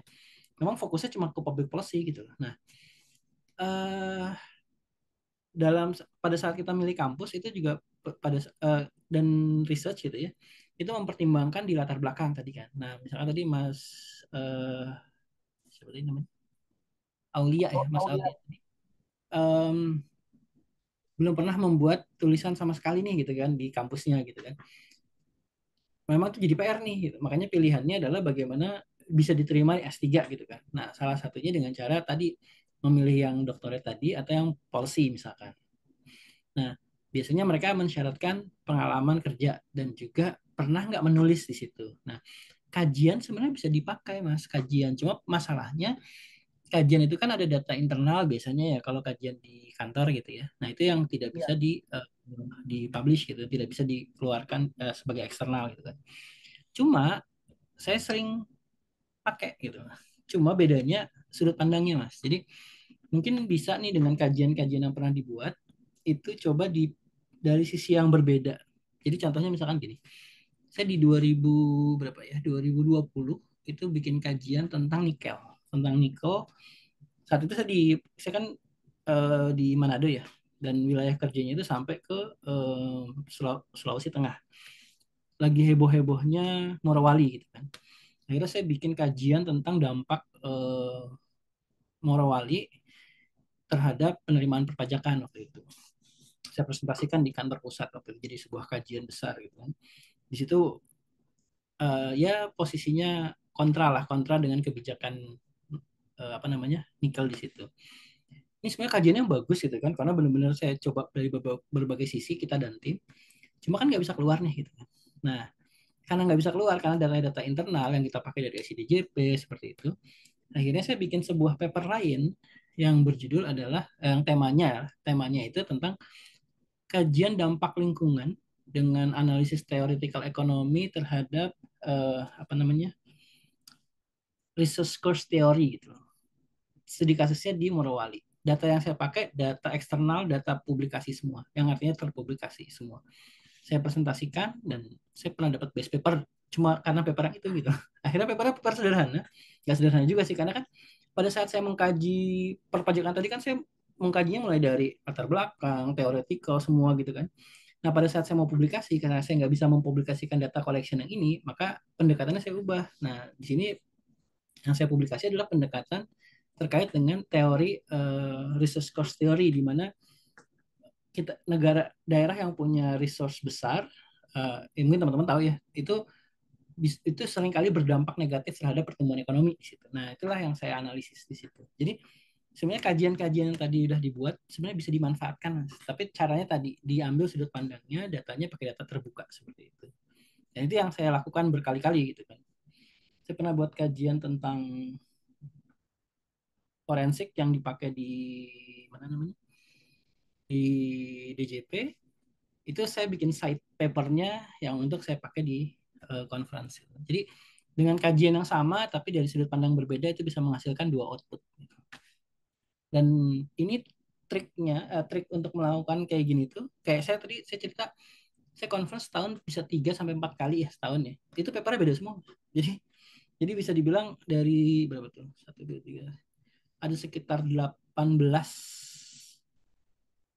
apa namanya manuskrip yang saya bikin beda semua, tapi saya bisa kompartementasi misalkan, oh ini saya klasifikasikan 4 paper nih punya cerita yang sama dari sudut pandang yang berbeda gitu. Jadi misalkan saya ngomongin ekonomi digital gitu kan, saya bisa lihatnya dari sisi behavioralnya, saya bisa analisisnya pakai metode statistikalnya, saya bisa menganalisis pakai frameworknya siapa gitu. Nah itu punya sudut pandang yang beda. Jadi kalau menurut saya sih kajian-kajian yang udah pernah dibikin bisa dibuat seperti itu, seperti itu. Dan Terima nggak kasih banget Mas, ini menginspirasi sekali. Aku belum kepikiran sebelumnya sih gitu. Baik, Mas Aulia cukup. Di aku kebetulan nggak Cukup, terlalu terdengar jelas nih suaranya Mas Aulia. ya mohon maaf, cukup Mas, terima kasih. Menginspirasi sekali. Cukup ya, baik. Mas, sebelum kita buka raise hand lagi, ada beberapa pertanyaan di kolom Q&A. Yang pertama dari Anonymous. Mas Wisnu izin bertanya, menurut pendapat Mas Wisnu, selama 4 sampai 5 tahun tidak aktif di kantor, dengan opportunity cost seperti peluang promosi, jadi tertunda, aspek finansial, dan lain-lain, akibat kita mengambil jalan sunyi menempuh pendidikan PhD, apakah akan sepadan dengan manfaat jangka panjang sebagai lulusan PhD kelak? Silakan, Mas. siapa Mas? Ini pertanyaannya menarik Mas, karena ini saya merasakannya. Saya sangat merasakannya waktu itu. Eh, jadi ceritanya gini, ini sebenarnya pribadi banget ya, pribadi saya sendiri ya. Jadi eh, saya kerja waktu itu, saya udah jadi eselon 4 kan ya, udah jadi eselon 4, gajinya kan lumayan tuh, gitu kan, gaji. Terus tiba-tiba saya memilih untuk sekolah gitu. Sekolah di luar negeri, dimana kalau digabung LA sama gaji dari kantor itu masih lebih besar gaji sebelumnya gitu kan. Dan dapurnya dua, karena keluarga nggak jadi datang. Karena kalau ditunggu-tunggu keluarga datang, istri saya kebetulan kerja juga ya. Jadi kalau misalkan saya ajak juga habis juga tuh. Jadi satu dapur, tapi wah kayak nggak dihitung-hitung, nggak bisa sih gitu loh. Bisa, cuma karena ada satu dan lain hal, ada beberapa kendala yang menyebabkan saya nggak bisa mengajak gitu. Akhirnya ya udah kita terpisah gitu loh. Walaupun saya setiap liburan tuh pasti pulang, saya pasti pulang. Nah, jadi bayangkan dengan kondisi kayak gitu, di mana dengan dapurnya dua gitu ya, tiba-tiba anak saya tuh bilang gitu, anak saya tuh biasa lah ngobrol-ngobrol gitu. Jawab pertanyaannya gini, ayah sih pakai sekolah kan, jadi kita nggak punya uang lagi gitu. Itu pertanyaan yang mungkin biasa gitu kan. Cuma dengan kondisi saya saat itu terpisah, terus mendengarkan anak saya SD kelas 4 waktu itu aduh, iya juga ya gitu. Saya jujur saya sempat memikirkan apakah saya salah ya mengambil pilihan sekolah gitu. Sepanjang banget. Ada mungkin di setahun itu, jadi saya sambil literatur review ya, sambil literatur review, sambil apa, tapi saya kembali kepikiran gitu kan. Bener nggak sih gitu loh. Tapi saya berusaha menjustifikasi, tapi kan ini udah emang niat dari lama, dari 2013 yang ketunda-tunda gitu kan. Itu dari sisi finansial gitu kan. Nah, kemudian melihat kondisi tadi gitu kan, 4 sampai 5 tahun kita nggak aktif, waduh nanti balik cepet nggak ya buat apa namanya, buat pengembalian jabatan atau bahkan peluang promosi juga ketunda, bener banget gitu kan. Nah, akhirnya kita memilih untuk yang tadi kalau kata si sore gitu, terbuang dalam waktu gitu kan ya, terbuang dalam waktu untuk ngambil PhD gitu kan. Nah, kembali lagi, jadi pada saat udah 6 bulan itu butuhnya ada support system dari pihak non keluarga. Kemudian kan tadi kan banyak pertimbangan di keluarga, tadi kan finansial tuh pasti larinya ke keluarga, terus promosi juga larinya kan ke kita dan keluarga gitu kan. Apa sih yang menyebabkan kita melakukan ini pertama kali gitu. Nah, inilah yang kita butuh. Akhirnya yang saya lakukan waktu itu, saya ngobrol aja sama orang-orang gitu kan, walaupun nggak curhat, aduh gini gini gini gitu kan ya, cuma saya ngobrol gini kan, terus akhirnya saya menemukan kembali passion atau kenapa saya melakukan ini ya, oh karena kan saya pengen ini, tujuan saya emang bukan bukan mau, saya jujur saya selalu punya prinsip itu, keep keep your option open gitu ya. Jadi saya nggak mikirin apa yang akan saya lakukan di kantor, artinya saya nggak peduli promosi, saya nggak peduli nanti naik gaji atau apa gitu kan. Tapi dengan saya ambil PhD, keep my option open gitu aja gitu. Jadi saya bisa memilih untuk mau ngapain gitu. Saya bisa memilih, misalkan saya mau berhenti nih, saya kemudian mau melakukan dunia research gitu kan. Saya punya pilihan untuk melakukan itu gitu loh. Sehingga ya udah kalau emang saya mau resign gitu misalkan dan udahlah saya punya pilihan yang lain lah untuk melanjutkan kehidupan seperti itu. Jadi kembali ke itu lagi. Jadi emang ini jadi pertimbangan memang betul banget Mas. Pertimbangan 4-5 tahun tidak aktif di kantor, opportunity cost dan finansial ini memang harus menjadi perhitungan. Dan jujur ini yang awalnya saya nggak terlalu memperhitungkan, jujur. Jujur saya karena emang dari awal kan saya udah pengen kan, pingin dari 2013 ketunda-tunda, sehingga saya nggak peduli. Dan eh, akhirnya memang kalau saya sih dari awal kalau promosi emang nggak jadi pertimbangan sih. Tapi yang aspek finansial itu tadi ternyata juga perlu pertimbangan. Dan itu yang harus kalau bisa sih teman-teman pada saat mau mendaftar itu udah mengkalkulasi gitu ya, mengkalkulasi kira-kira gimana. Kecuali kalau memang apa namanya, kalau sebenarnya kan LA-nya tuh cukup ya, LA tuh cukup sebenarnya gitu ya, cukup. Nah, apakah tapi harus mempunyai apa ya perencanaan jangka panjang lah karena ini 4 sampai 5 tahun kan gitu nggak pendek nggak pendek gitu loh di situ.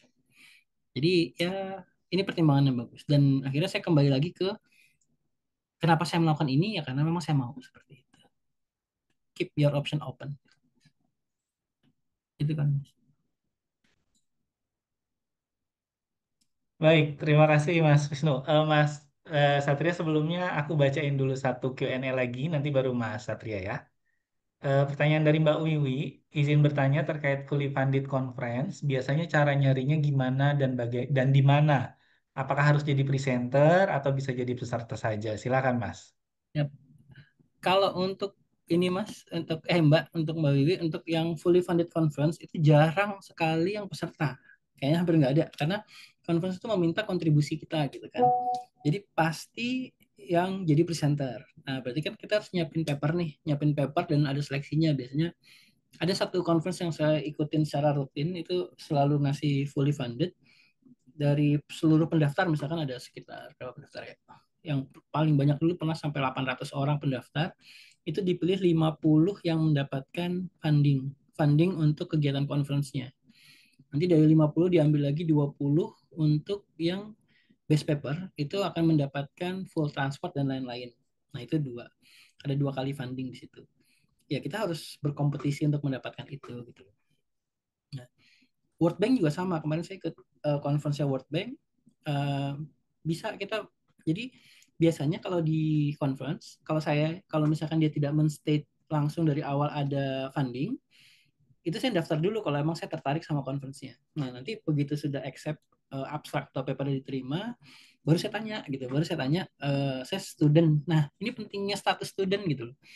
Jadi kalau kita kerja akan sulit untuk mendapatkan itu. Tapi kalau kita status student berasal dari dunia ketiga, maksudnya dari negara developing countries itu kalau mereka ada funding itu biasanya ngasih gitu. Jadi memang harus presenter, yang kedua student, terus yang ketiga dari dunia ketiga itu biasanya seperti itu yang menjadi apa namanya pertimbangan awal untuk dapat funding. Nah, kadang ada yang ngasihnya half funding gitu kan. Oke, kita kasih tapi half funding. Ya udah gitu. Kalau emang kita punya uang buat berangkat, berangkat tapi kalau nggak usah gitu. Atau bahkan ditolak. Nah, biasa kalau ditolak nggak dapat funding, biasa saya withdraw paper karena saya nggak mau jauh-jauh conference, udah capek-capek bikin tapi harus bayar juga kan males ya. Kecuali kalau dapat funding lain, misalkan dari lab nih supervisor nyuruh berangkat karena memang penting nih. Jadi ya udah kita berangkat. Atau kalau di LPDP itu ada 2 kali conference kan ya. Ada 2 kali conference dengan maksimal 15 juta gitu kan per conference. Itu bisa dipakai. Oke, baik. Cukup membantu sepertinya Mbak Wi ya. Sebagai informasi juga, aku kemarin lolos juga Mas di NTU. Dia dapat wave untuk biaya konferensinya, dapat makan juga, cuman memang harus ada biaya akomodasi sama transportasi ke sana gitu ya. Mungkin sebenarnya ada beberapa juga yang seperti itu. Nah, kalau berkenan nanti Mas Wisnu mungkin bisa share juga di ini ya Mas di Oh, WhatsApp boleh. grup kita, biar teman-teman mungkin bisa cari-cari infonya sendiri. Baik, selanjutnya silahkan Mas Satria. Mas Wisnu, perkenalkan saya Satria, Mas. Lagi studi S2 Public Policy dan Management. Pertanyaan yang pertama, Mas. Mas, yang ini saya mau ke Education Expo di Le Meridien. Kira-kira kalau mau nanya tentang doktoral profesional atau policy untuk yang pakai pengalaman kerja, kira-kira pertanyaannya langsung to the point ke stand yang di sana, kira-kira pertanyaan yang paling tepat baiknya apa? Dan kira-kira kalau ada kampus yang Mas rekomendasikan untuk dua jenis doktoral itu kampus yang mana? Kemudian yang kedua, Mas, untuk jika kita menggunakan keluarga sebagai indikator utama, akan bawa keluarga dengan alasan utama, bisa Mas sharing nggak selain tadi jarak dari kampus ke sekolah Indonesia, ada nggak indikator-indikator lain yang menurut Mas perlu dipertimbangkan jika memang salah satu indikator ketiga adalah akan bawa keluarga gitu. Terima kasih Mas. Ya, siap. Siap, Mas. Ya, kalau misalkan mau datang ke ini kan lagi on the way ke itu ya, ke acara apa tadi, open campus lah ya, kayak fair ya, education fair. Itu mungkin langsung aja jelaskan Mas bahwa misalkan saya tadi awalnya S2-nya coursework, itu bilang aja bahwa saya tuh S2 coursework tapi saya begini begini begini, saya mencari yang apa gitu. Karena beberapa kampus kayak di Australia itu memang sudah ada kayak DBA-nya. Kalau misalkan teman-teman di social science mungkin banyak kan DBA kali cocoknya, yang Doctorate of Business Administration. Nah itu sudah ada kampusnya. Kalau nggak salah saya dulu pernah kontak yang di Monash University. Jadi cari DBA di situ. Nyebutnya Professional Doctorate. Nah kalau untuk yang policy itu di kampus-kampus sebenarnya jarang ya. Artinya rata-rata kampus itu policy itu dimasukin ke dalam research juga, karena kan sebenarnya sama gitu. Cuma ada beberapa kampus yang memang kayak di GRIPS itu tujuannya tujuan policy doang gitu. Jadi itu yang bisa kita masukin. Nah kalau untuk yang di mana? Untuk yang di Jepang tuh GRIPS yang paling cocok sih kalau buat policy gitu. Nah kalau untuk yang di Australia saya nggak tahu nih, karena waktu saya daftar di Australia itu di Monash waktu itu, karena ngambil data science waktu itu, ngambil data science ya, yang ambilnya research base gitu ya di situ Mas. Tapi ada beberapa kok yang memberikan patokannya itu professional doctorate gitu, patokan di search-nya. UK juga ada beberapa. Kalau nggak salah seingat saya Nottingham tuh ada. Amerika lebih banyak lagi, karena Amerika saya tuh nggak terlalu tertarik Amerika. Jadi satu-satunya kampus Amerika yang saya apply itu Texas. Karena pada saat saya ke sana, ke Amerika waktu itu conference, saya sekalian nyari kampus. Jadi saya conference di San Antonio, nyari kampus, ada Texas University at Austin. Saya nggak nyaman sama apa namanya Amerika, kayak enak gitu loh buat tinggal tuh, kayak nggak nyaman gitu, nggak suka gitu. Jadi akhirnya saya tidak mempertimbangkan, cuma satu kali aja saya coba apply dan kontak sama profesor yang di Texas University. Jadi saya tidak mempertimbangkan itu gitu. Jadi mungkin ada banyak lah di sana. Setahu saya kemarin, jadi kebetulan saya ada research partner saya dari Georgia Tech University. Nah itu dia juga punya DBA-nya setahu saya, professional doctorate gitu ya. Jadi mungkin bisa dicek berdasarkan professional doctorate. Nanti kalau lagi di acara education fair bisa langsung tanya aja di situ bahwa saya posisinya begini, kira-kira apa yang cocok buat saya seperti itu. Kemudian pertanyaan yang kedua terkait apa yang perlu dipertimbangkan. Kalau di saya pribadi kalau mengajak keluarga, pasti keuangan ya yang paling pertama ya, karena untuk bawa keluarga tuh biayanya cukup besar ya kalau keluar negeri, terutama di negara-negara yang asuransinya mahal. Terus kemudian enaknya lagi kalau S3 di LPDP dapat tunjangan keluarga maksimal setengahnya, jadi itu sangat membantu gitu ya. Terus yang pertimbangan selain keuangan kan berarti lingkungan. Kalau di non English speaking countries PR-nya itu adalah bahasa gitu. Nah, salah satu yang kenapa saya dulu nyari kampus yang dekat sama sekolah Republik Indonesia Tokyo itu, karena anak saya dari awal dia nggak bisa, aku nggak mau bahasa Jepang, pokoknya dia kekeh nggak mau bahasa Jepang gitu kan, tadinya mau ikut bilangnya gitu. Ya udah akhirnya cariin satu sekolah yang kira-kira dia bisa gitu. Oh, sekolah yang paling gampang kan sekolah Republik Indonesia Tokyo, karena pengantarnya bahasa Indonesia gitu kan. Dan itu kayak sekolah SD negeri biasa kayak di Indonesia, sekolah SD negeri kayak di Indonesia gitu. Ya udah, akhirnya pertimbangannya itu. Walaupun sebenarnya beberapa teman juga yang tidak memiliki fleksibilitas untuk memilih lokasi, anaknya di sekolah lokal pun nggak masalah juga, karena memang walaupun dia tidak menggunakan bahasa Inggris, tapi lama-lama anak kan lebih cepat adaptasi ya. Bahkan beberapa teman-teman yang sekolahnya, anaknya teman-teman saya yang sekolahnya di sekolah lokal, itu kemampuan adaptasi bahasanya jauh lebih cepat, bahkan lebih jago berbahasa Jepang daripada orang tuanya gitu. Karena cepat sekali adaptasi anak-anak. Sehingga sebenarnya kalau masalah adaptasi anak-anak tidak perlu dikhawatirkan sih sebenarnya gitu ya. Cuma kemarin karena saya ada fleksibilitas untuk memilih, jadi saya pilih yang itu dulu seperti itu. Baik, Mas Satria terjawab.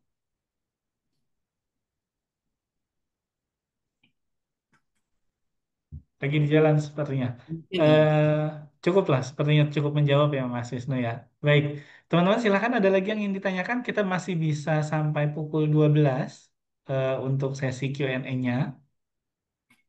Boleh ada lagi?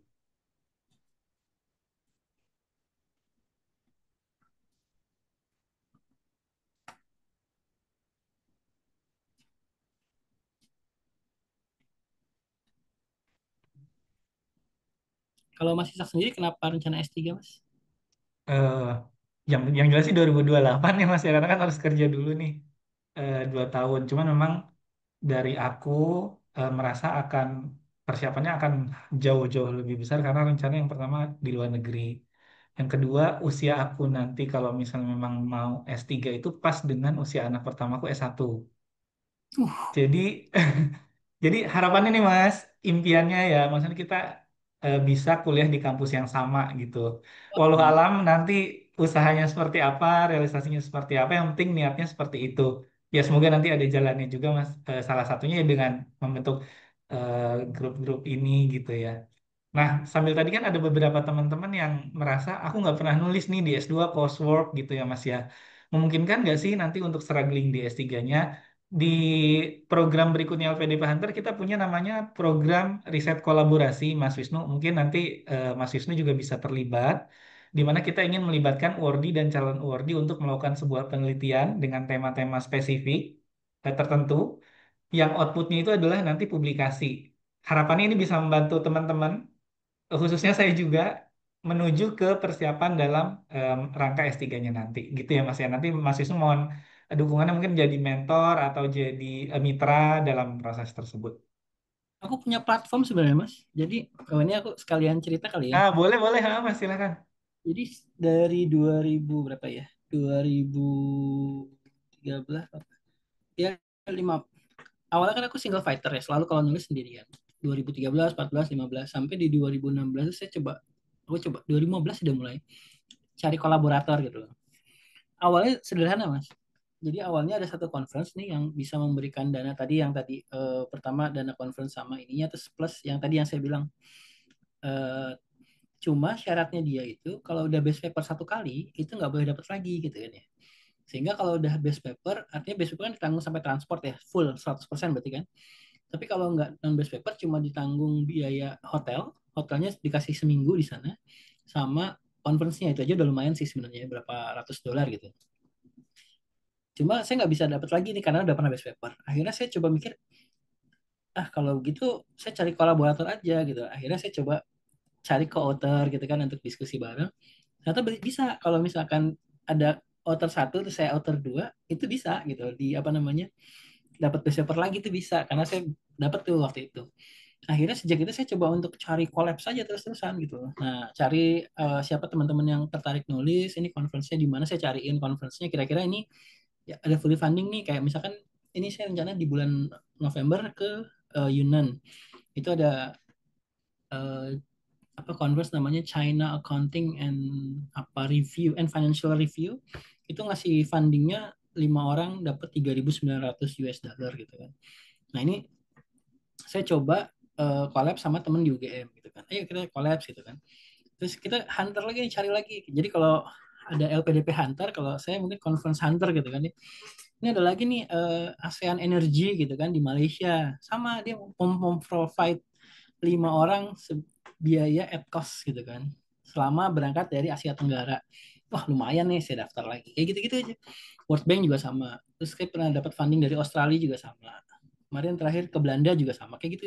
Jadi saya coba cari riset kolaborator. Jadi beberapa teman-teman dari DJP banyak ya. Teman-teman dari DJP. Jadi kalau apa namanya dan itu bisa buat nambahin teman-teman pada saat daftar S3 gitu. Jadi salah satu teman saya yang S3 berangkat S2 dan dia berangkat S2 dia salah satu riset kolaborator jadi dia sebagai penulis di situ gitu. Jadi dia punya di CV-nya pernah publikasi kayak gitu. Nah, untuk mendorong proses apa nulis nih sebenarnya saya ada platform nih sama teman saya juga.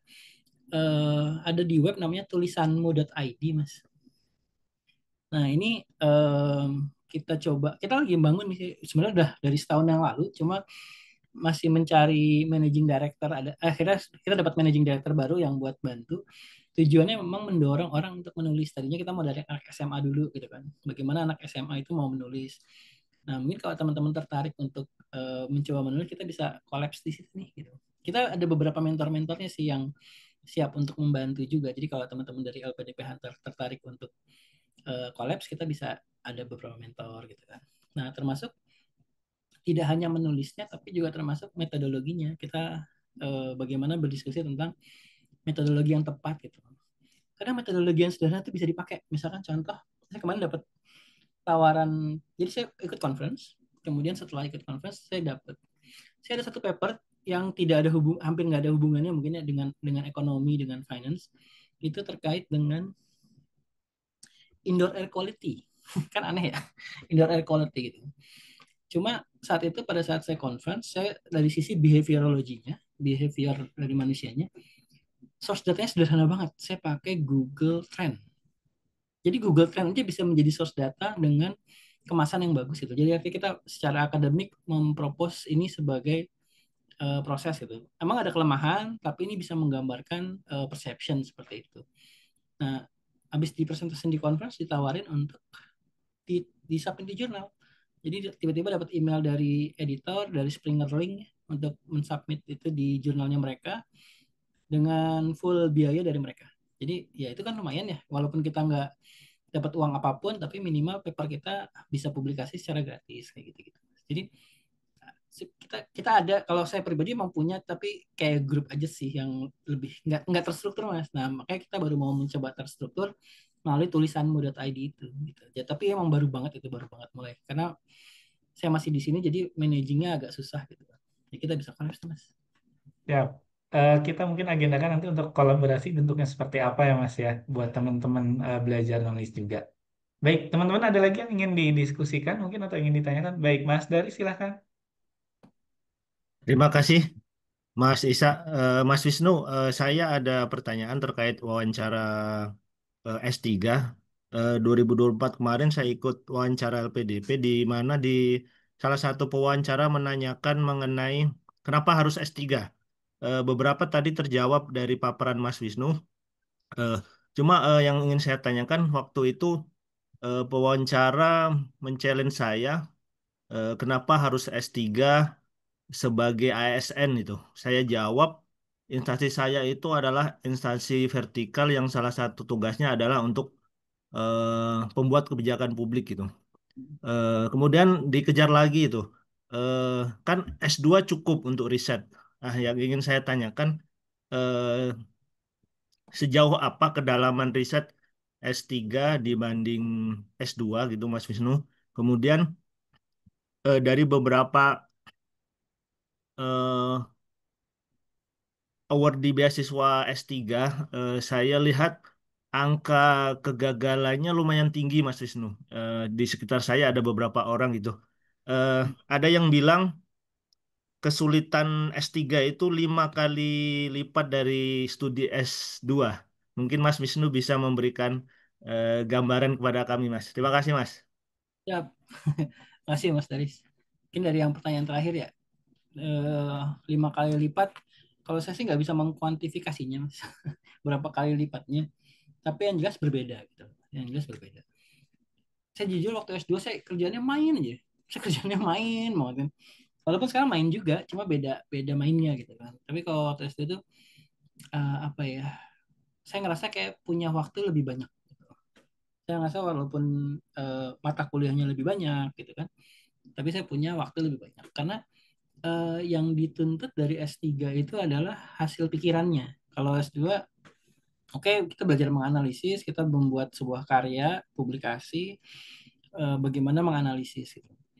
Cuma seringkali pertanyaan-pertanyaannya itu bukan terkait dengan why, terkaitnya lebih ke how, what, seperti itu gitu. Tapi kalau di S3 itu biasa pertanyaannya terkait dengan kenapa gitu. Kenapa dan mempelajari filosofinya gitu. Sehingga kalau misalkan kita membuat sebuah kebijakan gitu kan, kita bisa buat analisis SWOT gitu, analisis sebab akibat, fishbone analysis itu kita bisa S1, S2 pun bisa gitu melakukan itu gitu.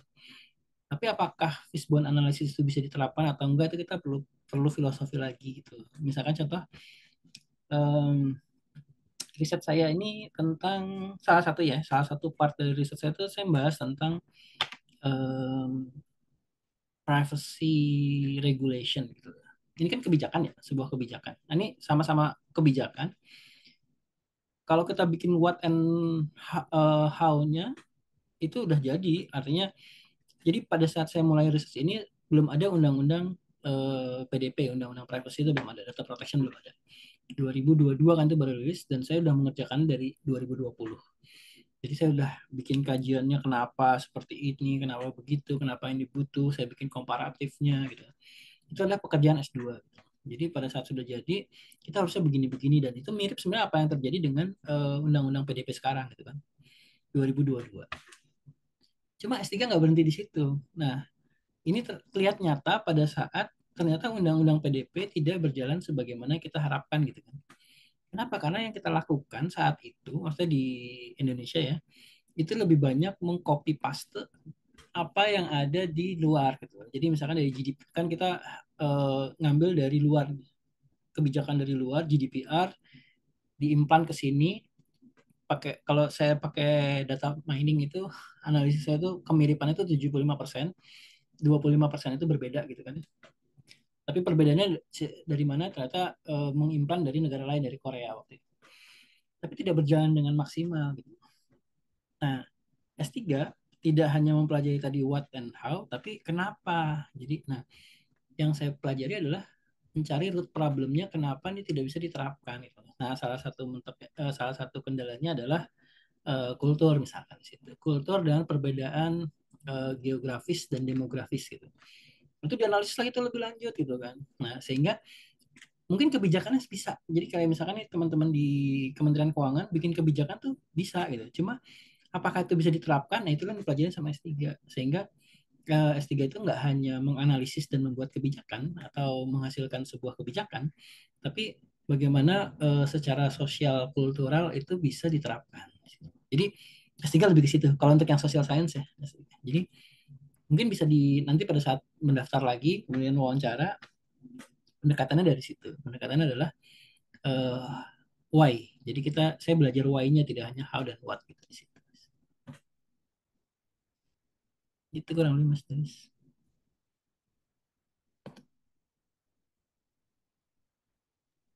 Baik, Mas Teris cukup?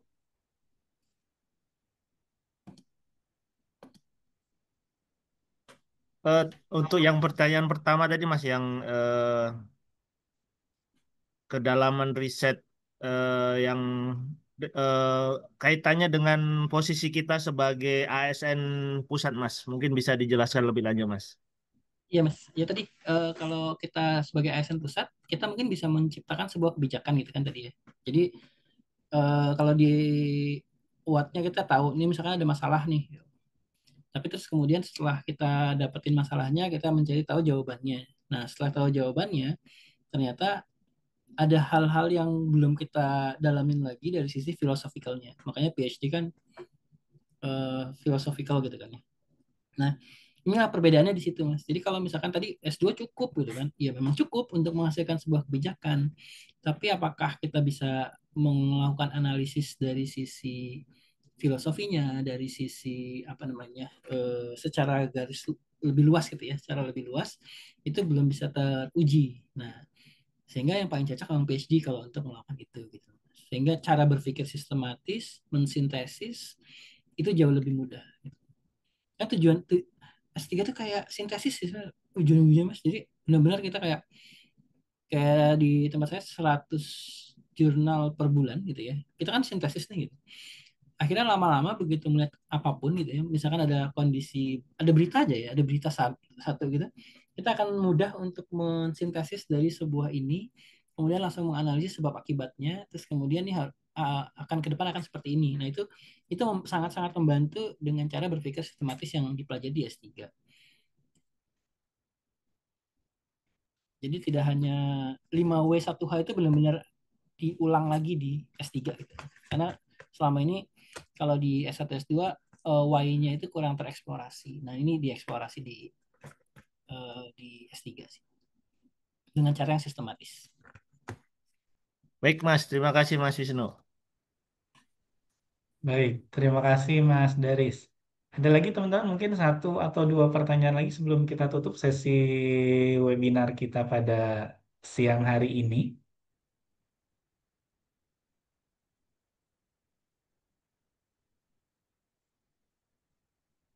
Ada? Baik, jika memang tidak ada, bentar saya cek dulu ya. Oke, sepertinya tidak ada Mas Wisnu. Boleh mungkin Mas Wisnu closing statement, mungkin sedikit refleksi buat teman-teman nih yang mau lanjut S3. Ada pesan-pesan mungkin ya. Silakan Mas. Ya, makasih Mas Ishak. Makasih banyak teman-teman atas keluangan waktunya untuk berdiskusi.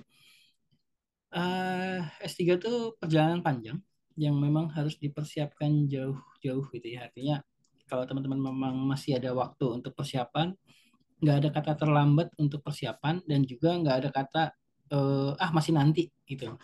Jadi memang dari awal kalau sekarang memang sudah berniat untuk S3, lakukan aja gitu, lakukan persiapannya. Karena tadi dia tuh kayak maraton. S3 tuh kayak maraton, larinya pelan-pelan, jadi bukan sprint ya gitu. Larinya pelan-pelan, siapkan segala hal gitu ya terkait dari ya tadi fisik, mental, teknis itu terutama teknis yang banyak itu.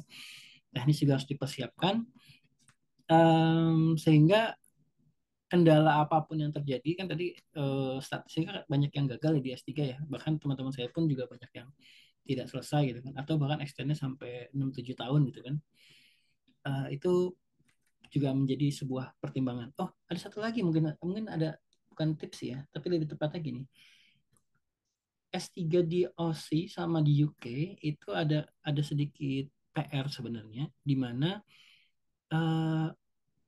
banyak kan kampus di UK itu tidak mewajibkan publikasi secara umum gitu ya. Sehingga mereka research aja sampai habis waktunya misalkan udah selesai 4 tahun 5 tahun, oke setuju dan balik ke Indonesia nih. Jadi banyak teman-teman yang dari UK atau dari Aussie itu balik dulu sebelum lulus. Karena udah selesai, masa studinya selesai, terus udah submit gitu kan ya. Jadi titik berakhir di submit.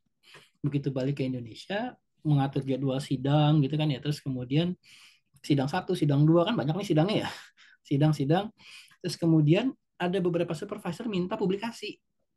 Nah, ini bisa menambah waktu kan ya. Jadi begitu kita balik aja sidang, kita masih mikir-mikir lagi sambil kerja soalnya kan kalau udah balik ke Indo kan sambil kerja nih, sambil kerja kemudian sidang, kemudian belum kalau revisi, jadi sambil kerja kita bikin revisian, belum kalau harus publikasi. Sehingga itu yang beberapa teman-teman yang di kuliah di UK itu sedikit ketunda di situ, sedikit ketunda atau nambah waktunya jadi balik ke Indo tanpa mendapatkan degree.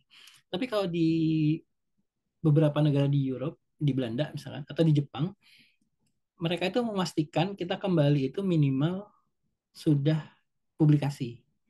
Karena syarat untuk lulus harus publikasi dulu gitu kayak gitu. Jadi ini sudah sangat membantu kita dipaksa dari awal gitu kan untuk publikasi sehingga begitu persyaratan udah selesai semua, udah sidang, kita bisa kalau emang udah lewat waktunya kita bisa pulang, tapi kita udah nggak kita tinggal sidang sekali aja gitu. Atau bahkan sebagian di Jepang itu ya kamu pulang kalau udah lulus gitu. Jadi sangat membantu memastikan kalau kita lulus tuh lebih tinggi lah kalau di Jepang dibandingkan di beberapa negara lain. Tapi PR-nya tadi bisa juga nggak lulus karena ada 1, 2, 3.